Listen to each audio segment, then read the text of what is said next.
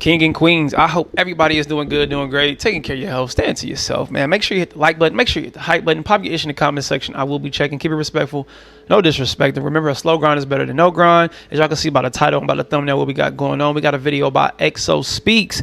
Make sure you subscribe to his channel. Before you subscribe to his, subscribe to mine. All right, let's keep going. Let's keep growing. Let's get into this video. White supremacy doesn't exist. It never has. And hearing people still say that today actually annoys me. Because the more I thought about it, the more I was like, hold up, why are we even still calling it white supremacy? White fragility makes way more sense. I'm gonna make it up out of my city regardless if they gonna support me or not. I'm still driving. Okay, so let me not be ignorant. I get why people call it white supremacy. That's the system they tried to build, right? But the behavior behind it isn't supreme. It's insecure and it's fragile. Because if white people were truly supreme, why is there so much effort spent trying to hold black people back? Do you live here? Yeah. You do?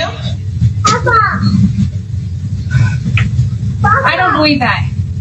What? I don't believe that. So where are you going? Rory, come on. Rory, come on.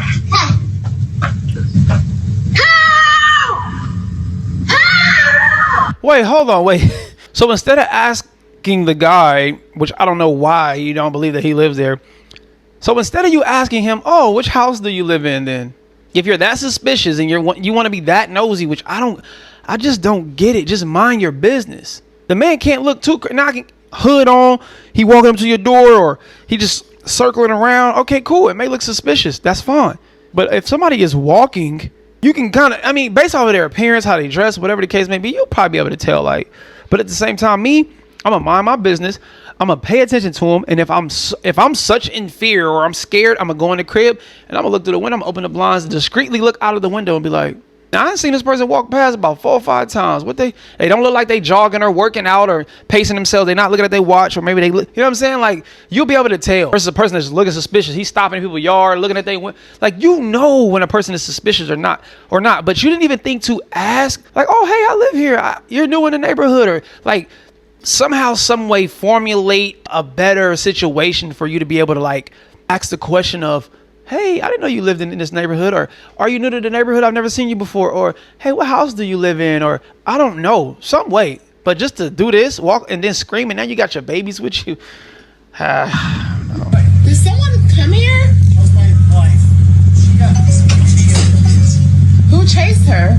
She said somebody. Nobody, y'all saw the same video I watched? Nobody chased her. This is scary, man.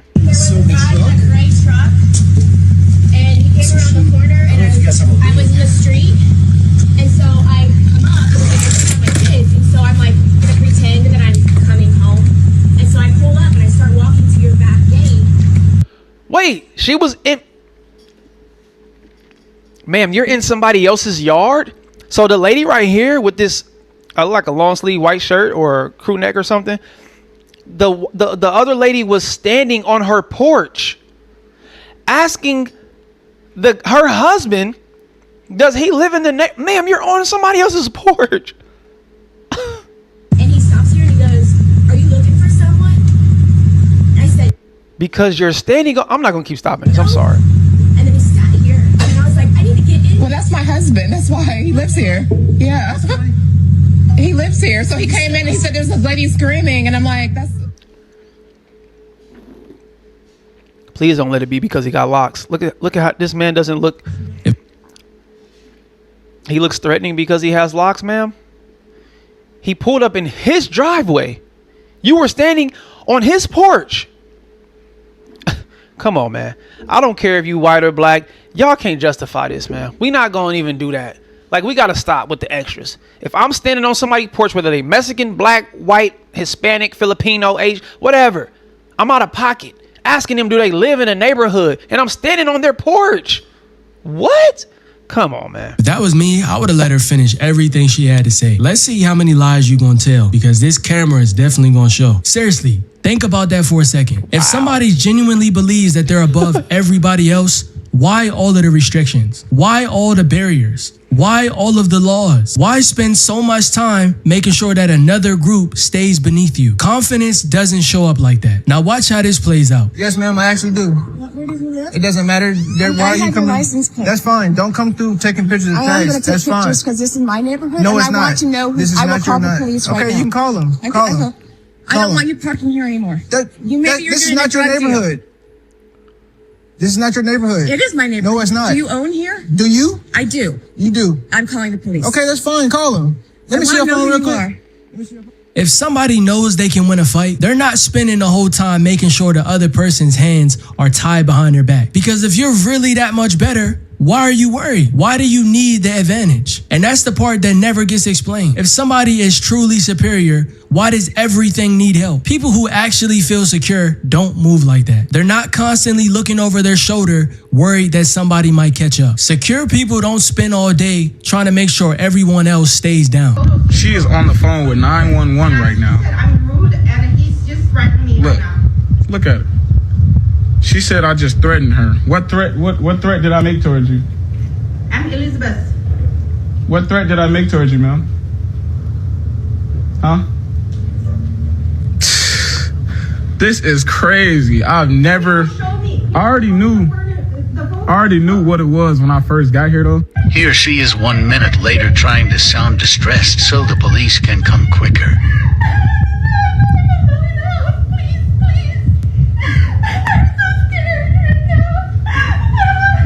What? Wow. What? Wow. Imagine a time where phones didn't exist. And it made me think of Emmett Till's situation. Imagine somebody lying on you and you already have a huge force field of many people who hate your race. And I'm talking about a police department or an army of, racist individuals with the hoods on. Y'all know who I'm talking about. And they come to defend somebody that's saying that black boy over there touched me, or that black boy over there whistled at me, or that black boy over there. And you have no evidence to record to show yourself in that situation, just like this. Videos nowadays, y'all can say that they are distracting and, they're frying our brains and so on and so forth. But they save our lives as well. And this is one of those situations where this could have turned out ugly. This could have been a bad situation for him, so this is I just don't get it, man. I don't know. I'm at a loss for words with this one, y'all. I ain't gonna fake it. It's just ridiculous. What in the world is this, boy? I ain't gonna lie. And I think more people are starting to notice it too. Because every time black people start dominating something, them racists start acting real weird. Let black people start getting more visibility or success, and suddenly people act like something is being forced on them, like society is changing too fast. Like there's some giant issue that randomly appeared out of nowhere. And it's not always obvious either. A lot of times it shows up in small ways. People start asking questions like, why does race always have to be involved? Or why are they making everything about identity? But pay attention to when those questions start popping up, because people usually aren't asking that stuff when they feel centered. Those conversations usually show up when attention is shifting away from them or they're losing control. Real quick, if you like the channel and want to support That's me real. direct other stuff, after a while, I started realizing something else. People always talk about this like it's just old history, but you still see it happening now. It just happens in quieter ways. Oh, sure. Thank you so much. Oh, this place, it's closed. Oh, yeah. Wait, This class is going on right now. we're in there for the class. The 3 p.m. one. What? Yeah. Wait, why else would we be here? Oh, I don't know. I'm just a student here. That's why it's closed. We booked it for the 3:30 session. She called the door. If you're just a student there, you don't own this place, you're not a manager, then what are you talking about? Why do you feel like you have the right to stop some people? If you're a student, just carry on with your day, man. This is not your establishment, so why are you stopping us? Huh? Some people are perfectly fine with black people as long as we stay in certain lanes. Entertain us, make music, play sports, cool. But the second black people start getting too much influence, too much visibility or too much power, that's when white fragility really shows up. You can see it clear as day. Look, there might be a cautionary lesson in LeBron for kids. This is what happens when you attempt to leave high school a year early to join the NBA. And it's always unwise to seek political advice from someone who gets paid $100 million a year to bounce a ball. Oh, and LeBron and Kevin, you're great players, but no one voted for you. Millions elected Trump to be their coach. So keep the political commentary to yourself, or as someone once said, shut up and dribble. We'll be right back. And that right there proves my point. It's not just, I don't like. That didn't age so well, man. I'm not going to lie. That didn't age too well. And most young men are going to look up to two dominating basketball players who can contribute more of a positive outlook on life than Trump. I mean, it is what it is. Two basketball players who have came from poverty. You know, their moms are at their basketball games. LeBron is a billionaire now. He has children, you know, has a successful marriage. You know, everything that you would inspire to be, LeBron is that. You know what I mean? And KD is a basketball player, phenomenal, has a new Nike deal, shoe deal and stuff like that. And he's still prospering in life. So inner city kids are going to look more up to those guys than a Trump, you know, and it's cool for black youth to educate themselves and to try to seek out information when it comes to the political stuff. But that's not always the case. They're more so going to see what they're exposed to. And that's basketball. It's easy for mom and dad in the inner city to go and buy a basketball. You know what I mean? For them kids to go outside and get active with a basketball versus us turning on the news and showing our kids, which I think we should at some point. But I'm just saying that's more so just within our culture. But I don't think that aged well. I don't think, you shouldn't have said that. That's crazy. Shut up and dribble was wild. What you said. It's, I liked you better when you were entertaining me. I liked you better when you knew your place. And that's why the whole supremacy thing doesn't make sense. Because if somebody is really that far above you, why does your opinion bother them that much? Why does your success need to come with silence attached to it? That's not supremacy. That's white fragility. Them getting uncomfortable the second they can't control because you have other races. Fucking opinion. And I'm going to call you out since you motherfuckers don't seem to fucking understand. Every single one of you over there boycotting Asian business and spreading more Asian hate, you fucking black fucking people with your black fatigue, okay? And what your people call niggerism. Yeah, not my words. Those are your people words. You people that is living in that black culture mentality, the poor victim mentality, thinking that people still owe you fucking reparation. Yeah, you motherfuckers. I'm the one talking to you motherfuckers. Every single one of you failing in life.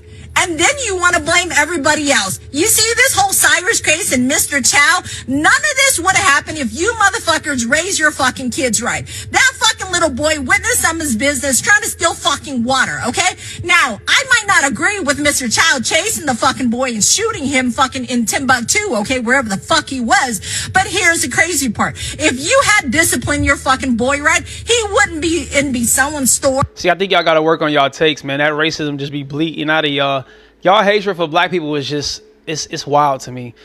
See, you could have said what you wanted to say, stated your opinion without throwing the racial stuff in there. This is the problem. This is the this is the issue, man. I don't know why people don't get it.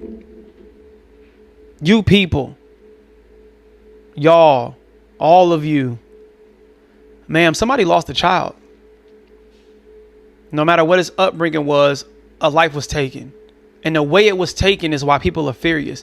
The way it was taken is why people are upset. The way they handled the situation, two grown men versus a young man in a store who actually put water back in. He didn't steal anything. Trying to steal is him freaking loading his backpack, running out of there, bombarding, pushing through, you know what I mean? Causing a ruckus, all of that. Pulling out the gun, allegedly, that he had. And like all of that, like that, somebody lost their life. And the guy who took the life was let off with nothing. He didn't get he didn't get 5 years. Not nothing for shooting a young man in the back. That's why people are upset. But y'all racism be so strong, y'all can't even see clearly with logic. When things should make sense, it just don't to y'all. Because y'all hate is stronger than y'all trying to understand the situation. I don't get it. I don't know. I'll never get it because I'm not racist. I love everybody. I appreciate life. I love life for what it is. There's great people in every race. And there's crappy people in every race. It's not about that. It's not about it's about right and wrong. I'm going to end it right here, man. Y'all let me know what y'all think about this in the video.